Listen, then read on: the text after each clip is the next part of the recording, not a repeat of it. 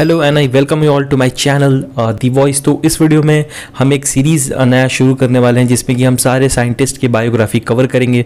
तो अगर आप इन चीज़ों में इंटरेस्टेड हैं तो प्लीज़ चैनल को अभी सब्सक्राइब कर दीजिए और इस वीडियो को लाइक कर दीजिए। और इस चैनल पे आपको हर वीक में 2 बायोग्राफी अपडेट मिलती रहेगी साइंटिस्ट की जो कि काफ़ी अच्छे अपने फील्ड में रहे हैं, उनकी हम आपको बायोग्राफी अपडेट देते रहेंगे, कुछ मेजर फैक्ट्स, कुछ फन फैक्ट्स के साथ। तो इस वीडियो में हम बात करने वाले हैं निकोला टेस्ला की एक बायोग्राफी, और बहुत शॉर्ट में हम बताएंगे। सिर्फ ये नहीं कि कब जन्म लिए कब मरे नहीं, इनकी जो भी एक बहुत सारा इंटरेस्टिंग चीज़ें होंगी इनके लाइफ से रिलेटेड वो आपके सामने यहाँ पे रखेंगे। तो निकोला टेस्ला जो कि आप सब जानते हैं हम, क्योंकि ऑल्टरनेटिंग करंट की दुनिया में इनसे बड़ा शायद ही कोई साइंटिस्ट होगा।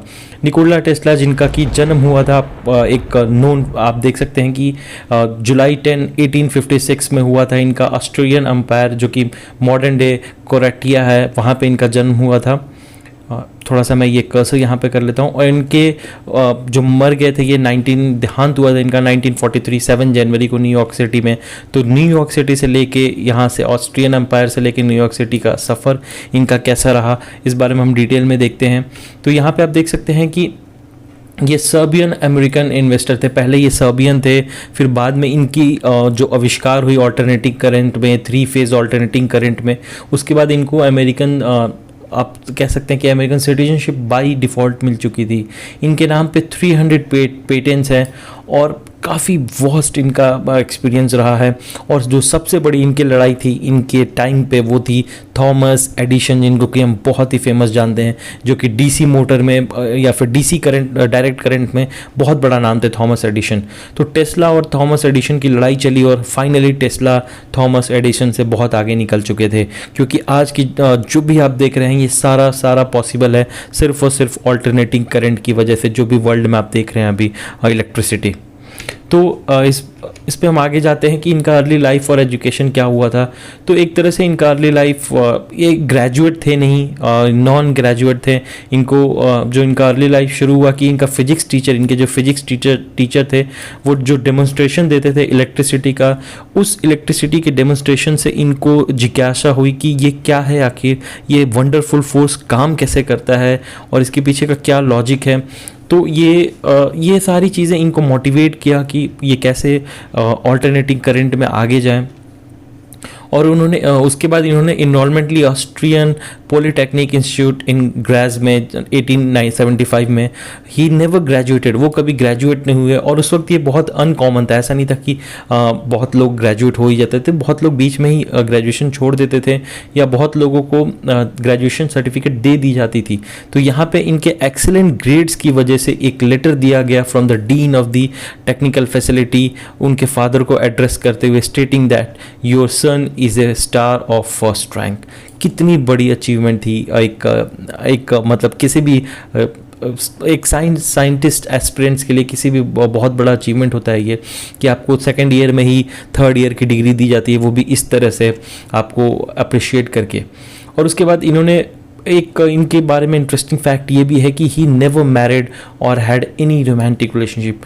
किसी रिलेशनशिप में इनका जिक्र नहीं होता है और ना ही इन्होंने कभी शादी की है।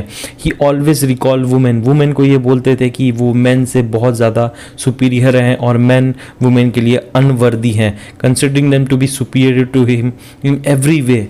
और इसके बाद इसीलिए उन्होंने ये मतलब इन्होंने शादी भी नहीं की। उसके बाद आते हैं the path two alternative current. ये ऑल्टरनेटिव करंट की तरफ गए कैसे, कहाँ से चीज़ें शुरू हुई। तो 1881 में टेस्ला मूव्ड बुडापेस्ट। ये बुडापेस्ट चले गए जो कि हंगरी में है, और उन्होंने वहाँ पे प्रैक्टिकल एक्सपीरियंस गेन किया as a chief electrician central telephone exchange में। उसके बाद 1882 में उनको हायर कर दिया, मतलब उनको हायर किए कंपनी ने जो कि एडिसन कंपनी पेरिस में थी, और उन्होंने वहाँ पे डायरेक्ट करंट पावर्ड इंडोर पे काम किया। लाइटनिंग सिस्टम था एक जो कि एडिसन के द्वारा पेटेंट किया गया था, उस कंपनी में भी इन्होंने काम किया था जो कि डायरेक्ट करंट पे है। अब देखिए ये डायरेक्ट करंट पे भी काम कर चुके हैं और ऑल्टरनेटिंग करंट पे भी काम कर चुके हैं।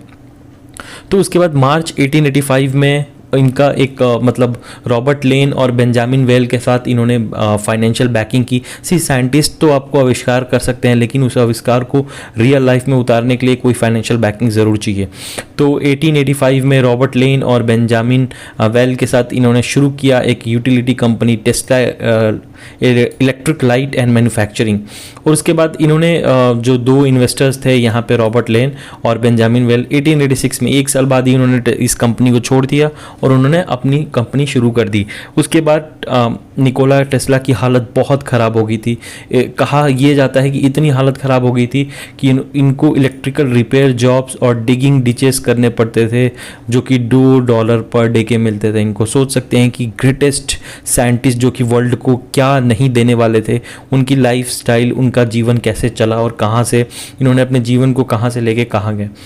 उसके बाद इन्होंने इनका जो मेन डेस्टिनेशन था ये प्रूव करना था कि ऑल्टरनेटिंग करंट एडिसन की जो आविष्कार थी डायरेक्ट करंट से, उससे कहीं ज़्यादा बेटर है। तो इस बात पे ये गए और एक वॉर शुरू हो गया, the war of currents between Tesla and Edison. तो एडिसन ने क्या किया कि टेस्ला मतलब एक तरह से निकोला टेस्ला की जो ऑल्टरनेटिंग करंट की थ्योरीज थी उनको पब्लिक में एक तरह से डेडली थ्रेट बताया पब्लिक में। उन्होंने यहाँ तक एग्रेसिव पब्लिक कैंपेन भी शुरू किए और लोगों को ये दिखाया कि इससे लोग मर सकते हैं, जानवर मर सकते हैं, और ये क्लियर दिखाया गया। तो एक तरह से डर पैदा किया गया कि भाई ये ऑल्टरनेटिव करंट बहुत ख़राब है, इसके झटके से लोग मर सकते हैं, डीसी करंट ही अच्छी करंट है। लेकिन डीसी करंट अच्छी करंट नहीं थी, सबको ये जानता था वहाँ पे कि despite his best efforts Edison failed to discredit alternative current. दुनिया ऑल्टरनेटिव करंट की तरफ मूव कर चुकी थी और जो एडिसन की मॉडल थी डीसी करंट की, वो एक तरह से अब ख़त्म होने वाली थी। उसके बाद इन्होंने एक बहुत बड़ा जनरेटर बनाया था, कॉन्ट्रैक्ट मिला था hydro power electric plant Niagara Falls में। उसके बाद in 1896 the power plant began delivering AC electricity to Buffalo New York 26 miles away. इनको एक यहाँ पे हाइड्रो इलेक्ट्रिक प्लांट बनाने के लिए जो कॉन्ट्रैक्ट मिला था इन्होंने सक्सेसफुली बना भी लिया था। The success of Niagara fall power plant establish Tesla AC. यहाँ से टेस्ला की जो ऑल्टरनेटिंग करंट थी वो पावर इंडस्ट्री में इस्टेब्लिश हो चुकी थी, क्योंकि 26 माइल्स अवे इलेक्ट्रिसिटी पहुँचाना उस टाइम पे बहुत बड़ी बात होती थी। कहा तो ये भी जाता था कि इनका जो ख्वाब था वो ख्वाब था कि हम इलेक्ट्रिसिटी को ट्रांसमिट करें, वायर्ड इलेक्ट्रिसिटी नहीं, वायरलेस इलेक्ट्रिसिटी। आगे चल के इन्होंने 1891 में द फेमस टेस्ला कॉइल बनाया, जो कि आज के टाइम पे बहुत बड़ी खोज है। आप कोई भी चीज़ उठाइए जहाँ पे radio, remote control, lightning, electromagnetism, power, wireless power transmission, कहीं पे भी टेस्ला कॉइल यूज़ होता है। मॉडर्न रेडियो टेक्नोलॉजी में, इंडक्टर एज ए इंडक्टेंस में, ये एक तरह से बहुत ही बड़ी इम्प्रूवमेंट थी, बहुत बड़ी साइंस के लिए खोज थी टेस्ला कॉइल। लेकिन हैरानी की बात है कि इनको इतने बड़े एक्सपेरिमेंट के लिए भी या फिर इतनी बड़ी खोज के लिए भी कभी भी इनको नोबेल प्राइज़ नहीं मिला। उसके बाद जुलाई 30, 1891 में इन्होंने सेम ईयर में इन्होंने इस जो टेस्ला कॉइल है इसको पेटेंट कर लिया और 35 ईयर ओल्ड जो टेस्ला थे इनको नेचुरलाइज्ड यूनाइटेड स्टेट्स का सिटीजनशिप मिल गया। मैंने बताया था ना आपको, ये सर्बियन अमेरिकन साइंटिस्ट है, तो पहले सर्बिया में थे, फिर अमेरिकन इनको सिटीजनशिप मिल गई। टेस्ला कॉइल के बाद इनका जो बहुत फेमस और एम्बिशियस प्रोजेक्ट हुआ करता था वो होता था वायरलेस पावर ट्रांसमिशन। उसके लिए इन्होंने दो वायरलेस वो टावर भी बनाए थे। तो 1901 और 1906 तक इन्होंने मोस्ट ऑफ द टाइम अपना स्पेंड किया कि कैसे हम वायरलेस पावर ट्रांसमिट कर सकें, और इस पे ही उन्होंने बहुत ज़्यादा काम किया। ये इनका एक एम्बिशियस वर्क हुआ करता था कि फ्री एनर्जी और communication through out the world without the needs of wire. ये एनर्जी एंड कम्युनिकेशन तो सही लगता है और इसके लिए इन्होंने फंडिंग भी इनको मिली, लेकिन जैसे ही ये फ्री वर्ड आया वो फंडिंग इनके हाथों से चली गई। आगे मैं बताता हूँ कैसे। 1901 में इनको फेमस जेपी मॉर्गन, जो कि आज बहुत बड़ी कंपनी है जेपी मॉर्गन, आप लोग भी जानते होंगे, उसके थ्रू इनको फाइनेंशियल बैकिंग मिल गई कि यस आप एक बनाइए power plant, massive power transmission कीजिए। तो इन्होंने 2 टावर बनाए और उसके बीच ट्रांसमिशन भी किया और वो सक्सेसफुल भी रहा इनका अर्थ एटमॉस्फेयर कंडक्टेड इलेक्ट्रिसिटी, और ये सक्सेसफुल भी रहा। लेकिन लोग सोचे कि ऐसा नहीं हो पाया होगा, ये इलेक्ट्रिसिटी अर्थ के थ्रू आई होगी, बिजली चमकने के थ्रू आई होगी, ऐसा लोगों का मानना था। लेकिन टेस्ला का था कि हम span of network power transmitter बनाएंगे जहाँ पे रिसीविंग एंटीनास होंगे सस्पेंडेड बाई बैलून्स, जो कि बैलून्स में होंगे। लेकिन ये जो प्रोजेक्ट था ये बीच में ही रुक गया, क्योंकि जो ये JP मॉर्गन थे इन्होंने अपना स्टैंड वापस ले लिया because of this free world. कोई भी कंपनी, कोई भी फाइनेंशियल ये नहीं चाहेगा कि उसकी जो टेक्नोलॉजी है वो फ्री में जाए। Tesla of course as a scientist है तो उनको पैसे से मतलब नहीं थी, उनको मतलब था कि हमको फाइनेंशियल सपोर्ट करना चाहिए, पब्लिक को टेक्नोलॉजी आगे बढ़ानी चाहिए। दूसरा था कि इनका जो राइवल थे गुलमेनियो मैक्रोनी, जो उनको भी काफ़ी अच्छा सपोर्ट मिलता था स्टील, उस वक्त स्टील इंडस्ट्री के हेड एंड्रयू कैर्निगन से और थॉमस एडिसन से। वहाँ पे उन्होंने एडवांस रेडियो ट्रांसमिशन डेवलप किया और टेस्ला को फोर्स किया गया इस प्रोजेक्ट को अबेंडन करने के लिए 1905 में ही। सिर्फ 5 साल में ही इनको बोला गया कि आप ये प्रोजेक्ट छोड़ दीजिए। इस प्रोजेक्ट को छोड़ने के बाद टेस्ला के लाइफ में और कुछ ज़्यादा इम्प्रूवमेंट नहीं हुआ। कहते हैं लोग कि उसके बाद ये एक तरह से मतलब एक्स्ट्रा टेरिटरियल अफेयर्स के बारे में ज़्यादा बात करने लगे, एलियंस के बारे में ज़्यादा बात करने लगे, अपने आप को भी बोलते थे कि हम इंसान दूसरे ग्रह के जीवों से हमें कम्युनिकेट करना चाहिए। और काफ़ी मतलब इनका एक तरह से बहुत लाइफ ऐसा हो गया था कि लोगों को पता नहीं चलता था कि ये क्या कर रहे हैं क्या नहीं, बहुत एकांत में रहने लगे ये। तो ये ओवरऑल इनके लाइफ में होने लगा। और 1937 में एट द एज ऑफ 81 ये नॉक्ड कर दिए गए। मीन्स इनको एक टैक्सी कैब ने स्ट्रीट क्रॉस करते हुए धक्का दे दिया, जिसकी वजह से इनको severe back and broken ribs injury हुई। उसके बाद इन्होंने रिफ्यूज़ भी कर दिया एक्सटेंडेड मेडिकल अटेंशन लेने से। और कहा जाता है कि ये इंसिडेंट तो सर्वाइव कर गए, लेकिन आज तक ये नहीं पता चला कि ये मरे कैसे। जनवरी 7, 1943 में alone died alone in his room at New York hotel. 86 की एज में ये अचानक ही मर गए। लोग कहते हैं कि ये मतलब थ्रोम्बोसिस अटैक था, एक तरह से हार्ट अटैक, लेकिन आज तक उस प्रॉपर इंजरी का पता नहीं चला कि ये कैसे मरे। एक बुक आई थी 1944 में जो कि the life of Nikola Tesla, journalist and historian Joseph O'Neill ने लिखा था कि कहा जाता था कि ये never slept more than 2 hours per night, 2 घंटे से ज़्यादा ये कभी रात में नहीं सोए हैं। He was reported to have one spend 84 hours straight hours without sleeping. इनको 7 दिनों तक ये लगातार काम करते रहते एक बार अपनी लेबोरेटरी में बिना सोए हुए। तो बहुत न्यूज़ में, बहुत आर्टिकल्स में आपको मिलेगा कि ये एक तरह से इनको जो नॉलेज मिलती थी उस टाइम पे, जब लोग इलेक्ट्रिसिटी के बारे में नहीं जानते थे, ये सब जानते थे।